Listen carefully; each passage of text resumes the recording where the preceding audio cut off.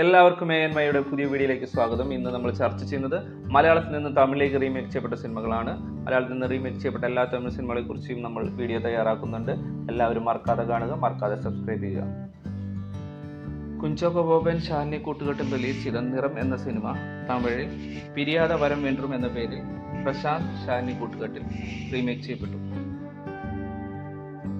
മലയാള cinema നഖശതങ്ങൾ തമിഴിൽ പൂക്കൾ വിടും ദൂത് എന്ന പേരിൽ റീമേക്ക് ചെയ്യപ്പെട്ടു. ഫാസിൽ ചിത്രം നോക്കത്ത ദൂരത്ത് കണ്ടുനട്ട് തമിഴിൽ പൂവേ പൂച്ചുടവ എന്ന പേരിൽ റീമേക്ക് ചെയ്യപ്പെട്ടു. മറ്റൊരു ഫാസിൽ ചലച്ചിത്രം പൂവിന് പുതിയ പൂന്തേന്നൽ എന്ന സിനിമ തമിഴിൽ പൂവിഴി വാസലിലെ എന്ന പേരിൽ റിലീസ് ചെയ്യപ്പെട്ടു.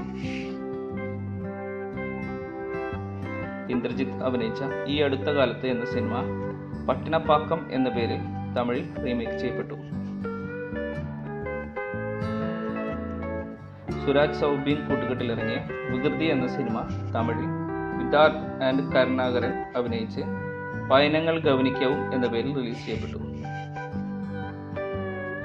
അനിയം ബാബ ചേട്ടൻ ബാബ എന്ന ജയറാം ചലച്ചിത്രം തമിഴിൽ പെരിയെടുത്ത് മാപ്പിള എന്ന പേരിൽ റിലീസ് ചെയ്യപ്പെട്ടു. ദിലീപ് അഭിനയിച്ച കുഞ്ഞിക്കുനൻ എന്ന സിനിമ നരിപ്പിൻ നായകൻ സൂര്യ അഭിനയിച്ച് പേരഴകൻ എന്ന പേരിൽ റീമേക്ക് ചെയ്യപ്പെട്ടു. IVCC ചിത്രം ആലിംഗനം തമിഴിൽ പകലിൽ ഒരു ഇരവ് എന്ന പേരിൽ റീമേക്ക് ചെയ്യപ്പെട്ടു.